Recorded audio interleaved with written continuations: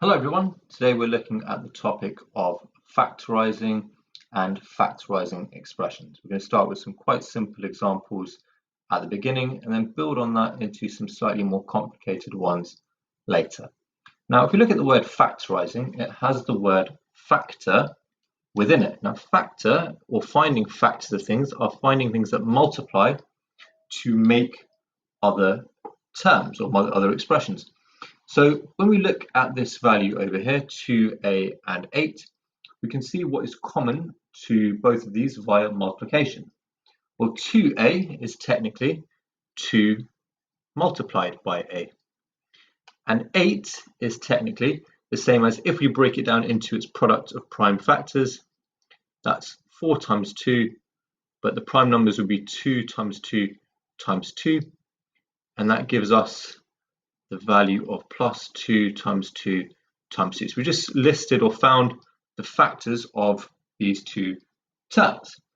Now, factorising is the reverse process of expanding brackets.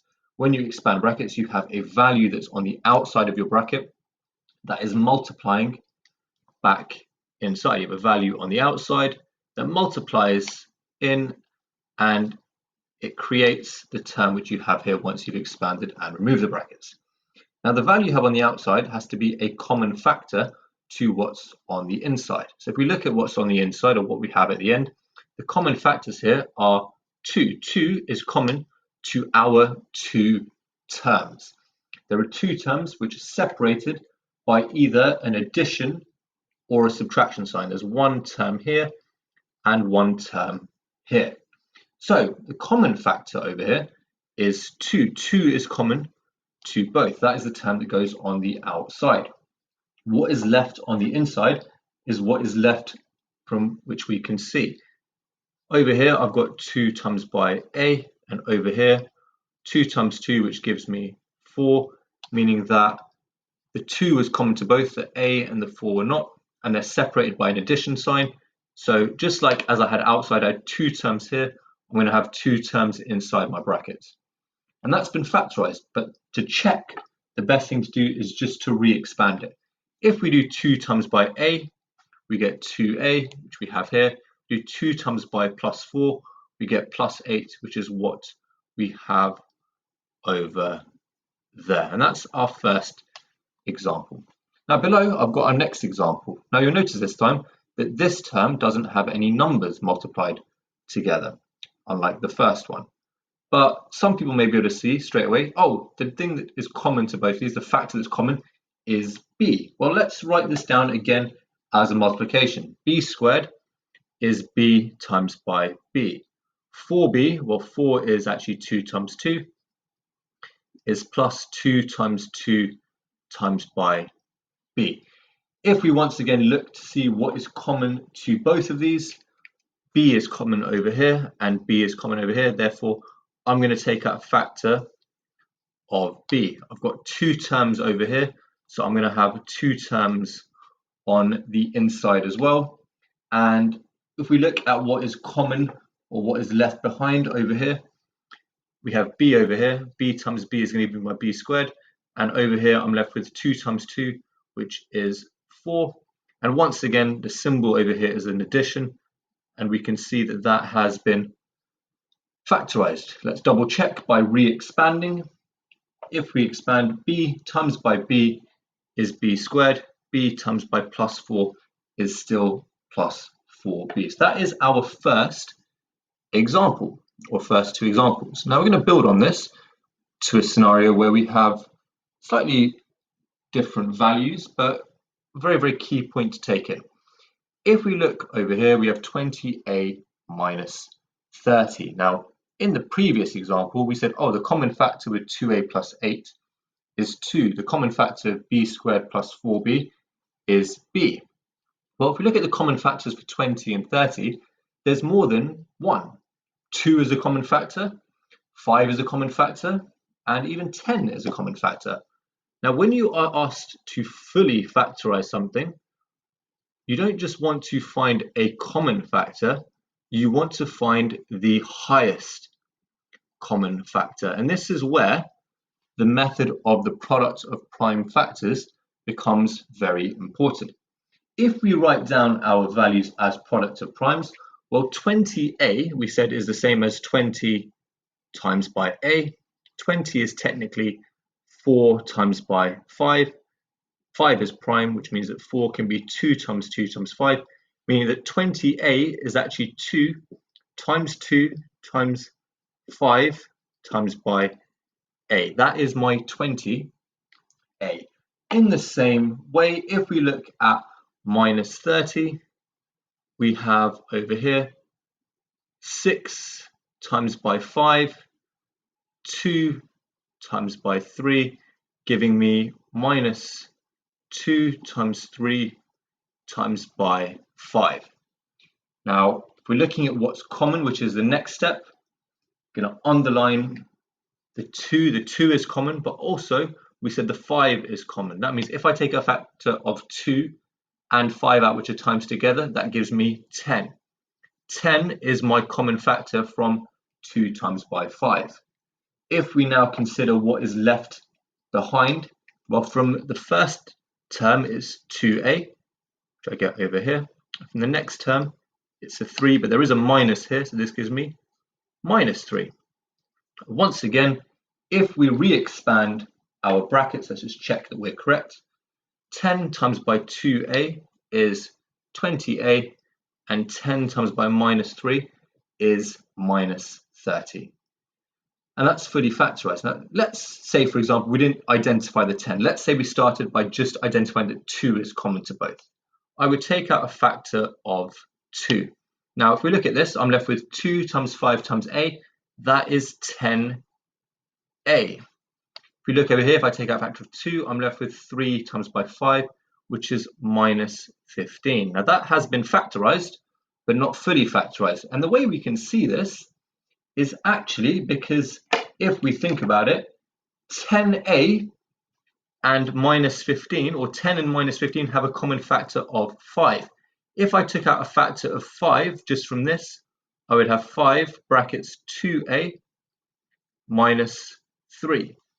But that is being multiplied by the 2 from above. So really this is actually 2 times 5, 2a minus 3, and the 2 times 5 gives me my 10. So that would be the fully factorized version of that. So we've seen examples over here where we've had to factorize out letters, and we've seen examples over here we have to factorize out highest common factors of numbers. We're now going to put this together and look at this example over here where we need a highest common factor for numbers and for letters. So what I have over here is 24y to the 4 minus 18y. If we consider 24y to the 4, well, 24 is technically 2 times by 12, which is the same as 3 and 4, and then that gives me 2 and 2. So that gives me 2, 3, 2, 2. So 2 times 2 times 2 times 3, and that's being multiplied by 4y. So I'm just going to put those underneath, times by y, times by y, times by y, and times by y. If you want to write them without the multiplication signs, that's okay as well. But in the same way, if we now consider the 18, well, the 18 or the minus 18y, 18 is technically the same as 2 times by 9, and then 9 is the same as 3 times by 3. So that gives me over here 2 times 3 times 3 times by y. So we've got there, we've expressed this as our prime factors, and we now need to see what's common. Well, 2 is common to both, and 3 is common to both, and also one of the y's. That gives me 2 times 3 is 6, times by y means 6y is on the outside. Now, what's left on the inside is whatever's left behind that we haven't multiplied through yet by, and that is 2 times by 2 over here, 2 times 2, which is actually 6 times 4, so there's going to be a 4 there. Then I've got 3 y's. Y times y gives me y cubed. Now, in the same way, we look at what's left on the right. I still have this 3, and it was a minus, so it's minus 3. And that is once again fully factorized. We check 6 times 4 is 24. Y times y cubed gives me y to the 4. So that's correct. 6y times by minus 3 is minus 18y. So we are now going to put this all together into one final example. A little bit more complicated, but still following the same basic principle. What we have over here is the last example, which is 40 g to the 5 h cubed minus 5g squared h squared plus 30 g to the 4 h to the 6. Now this is different because first of all, there aren't two terms anymore. There are three. We have our first term here, second term here, third term here. But we still need to follow the same process. We need to get the 40 in terms of its product of primes, the 5 and the 30 in terms of their product of primes. Well, 40 is technically 5 times by 8, or technically 2 times 2 times 2 times 5, that's 40. G to the 5, I'm going to just write down 5 g's underneath. These are all being multiplied together. And then 3 h's, h, h, h. The next term, the 5g squared h, well, 5 is the only number. G times g, and then h times by h. And then on the far right, we have 30 g to the 4 h to the 6, which is 6 times 5, which is 2 times 3 times by 5, that's 30 as its prime factors. G, G, G, and G. And then finally 6 h's, H, H, H, H, H, H.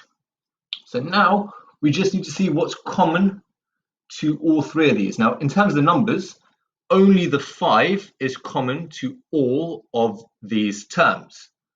There are 2 g's here, 5 here, and 4 here. So 2 is the highest and common. And in the same way, in terms of the h's, there are 2 h's here, 2 h's here, and 2 h's here. So taking out our factors, we have 5g squared and h squared. Now it's about seeing what's left behind to make this easier for us. So over here, we have 2 times 2 times 2. That is 8. We have 3 g's left over, which is g cubed, and we have 1 h. So 8 g cubed h. And if we check that, which we will do in a minute, you'll see it is correct. The next one is the 5g squared h squared. Now, I've got nothing left over here. The common thing to write is either 0 or 1. We need to identify which one this is going to be. The best way to do this is to see which of these, when we expand, is going to give me this. If I do 5g squared h squared times 0, I just get 0. That's a very common mistake that people make. So actually, you've got to multiply by 1. But because there's a minus here, it is minus 1. Technically, what we've done here is we've just divided 5g squared h squared by 5g squared h squared. And when you divide anything by itself, you just get a value of 1. Now, finally, what's left behind right at the end, well, we have 2 times 3, which is 6. We've got g squared over here, and we've got h to the 4 lots of h left over at the end. We're now just going to double check by expanding and using our index laws of addition. So if we expand this over here, 5 times 8 is 40, g squared times g cubed, we add the indices, is g to the 5, h squared times h is h cubed, that's correct. 5g squared h squared times minus 1 is 5g squared h squared with a minus. And then finally, 5g squared h squared times by 6g squared h to the 4. 5 times 6 is 30. G squared times g squared is g to the 4. H squared times h to the 4 is h to the 6. But we also need that addition sign there to make sure it's a plus 30 g to the 4, h to the 6. And that's the full process there. So I hope that's made sense. Remember, it's all about finding the highest common factor.